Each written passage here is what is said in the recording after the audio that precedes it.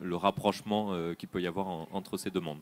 Et après, à titre plus personnel, je suis ravi d'être là aujourd'hui, parce que ces aspirations nouvelles, je me reconnais totalement dedans. Et nous sommes ravis de vous recevoir. Merci. Peut-être, pour commencer, un point sur les réglementations en vigueur actuellement que l'on va faire avec vous, spécialiste de ces questions. Débroussaillez pour nous cette jungle. Oui, donc en fait, oui, effectivement, quand on a préparé cet échange, on a commencé par la réglementation, parce que c'est un peu le cœur de notre travail et aussi le travail d'Iego. Mais je me dis que peut-être avec un public jeune ici, on peut commencer par déjà définir la finance et définir la finance durable. Parce que le thème de cette table ronde, c'est même la finance cimée. Et je trouve que c'est assez provocateur et tout de suite donner un rôle mauvais à la finance, alors que moi, je pense que la finance est tout simplement un outil qui est nécessaire à toutes les activités économiques et ou dans notre vie quotidienne. Donc la finance, c'est tout ce qui concerne l'argent, donc c'est notre moyen d'échange, la sauvegarde, la valeur. Donc on a besoin de cet outil-là pour nos activités. Donc, à partir de ce moment-là, on parle de la finance durable. Qu'est-ce que c'est? Donc, la durabilité, c'est tout ce qui est dur dans le temps, que ce soit au niveau social ou au niveau environnemental.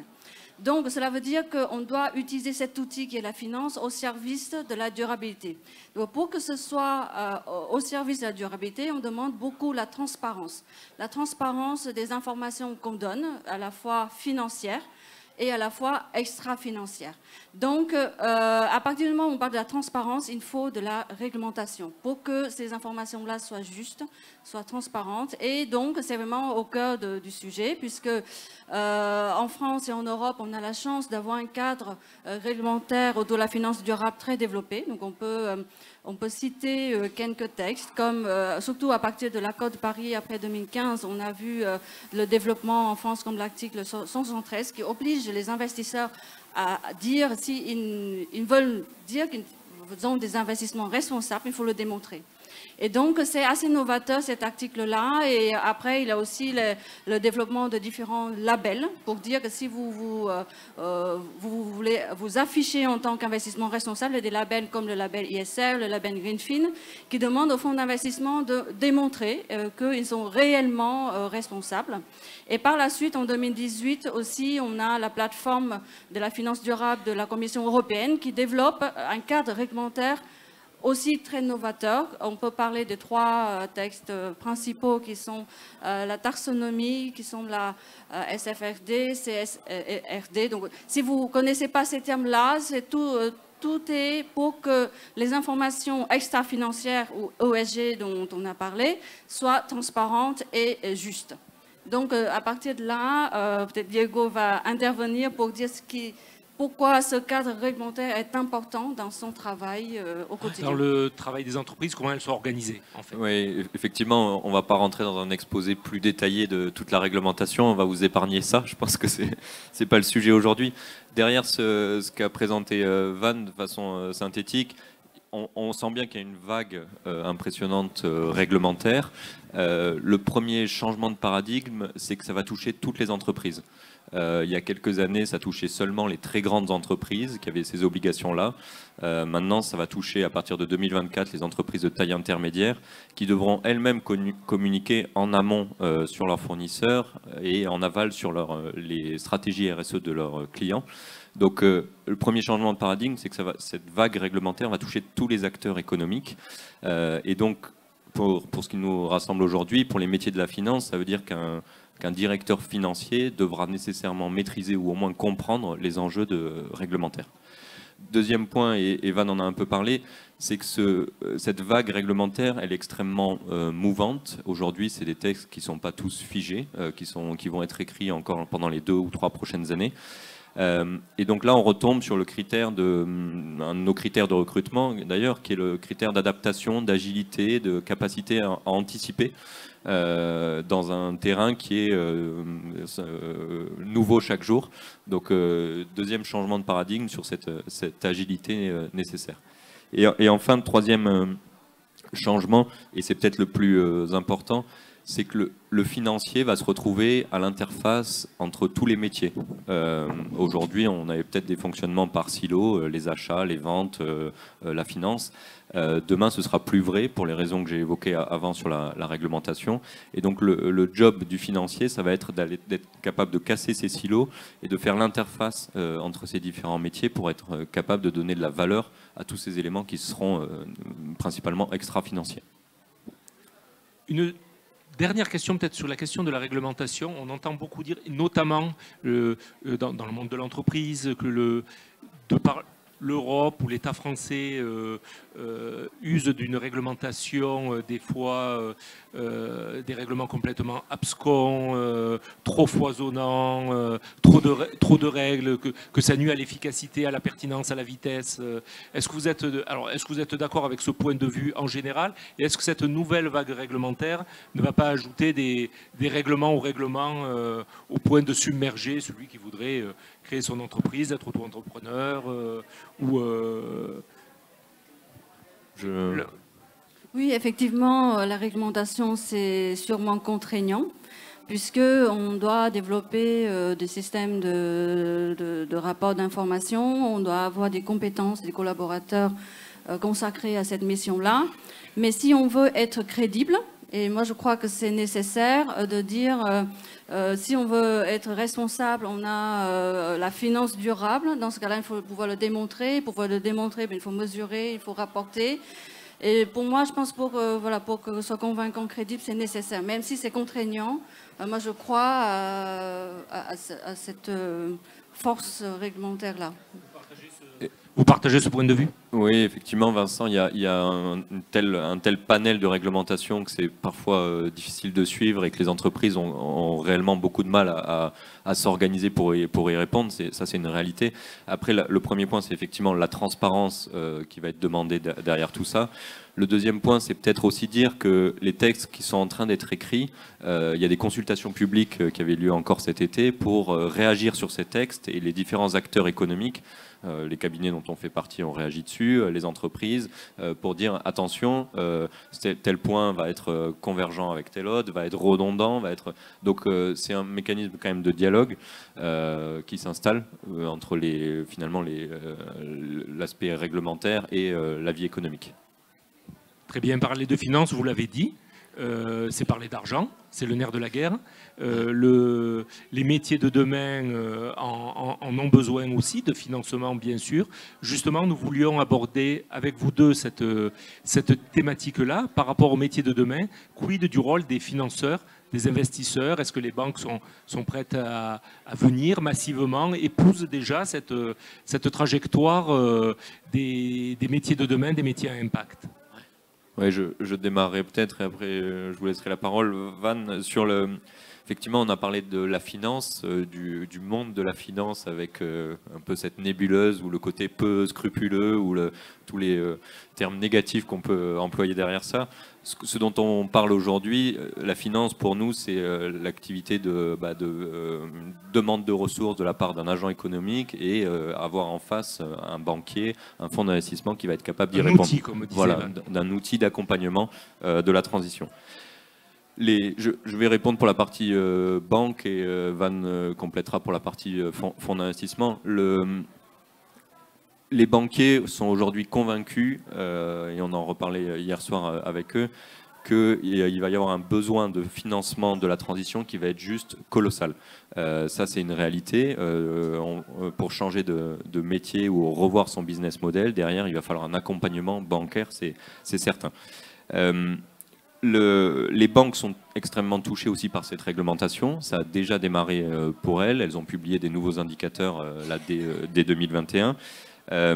Et elles se mettent en ordre de marche pour avoir un suivi de la RSE, des suivis d'indicateurs extra-financiers auprès des entreprises. C'est-à-dire qu'aujourd'hui, ou demain, vous voudrez faire un crédit en tant qu'entreprise.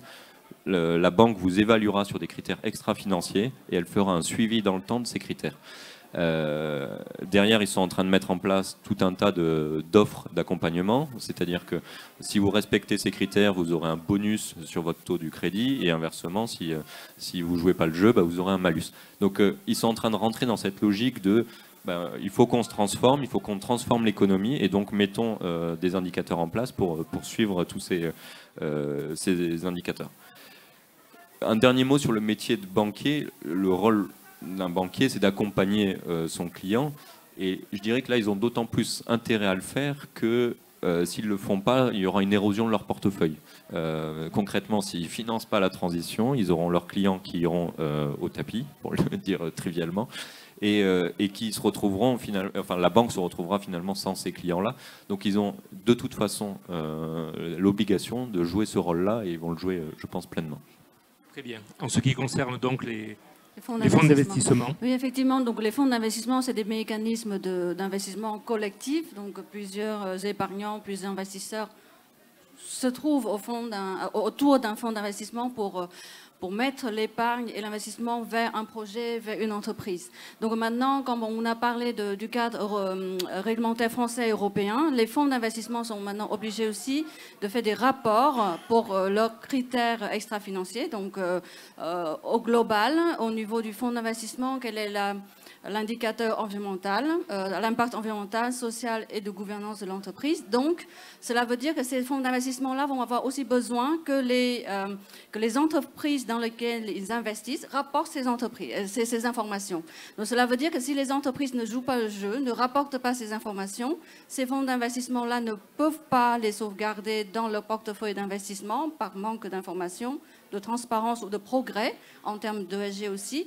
Donc, si on ne suit pas ce mouvement-là, les financeurs, que ce soit les banquiers ou les fonds d'investissement, peuvent être dans un mouvement de désinvestissement, et cela impacte donc le financement de l'entreprise. Donc,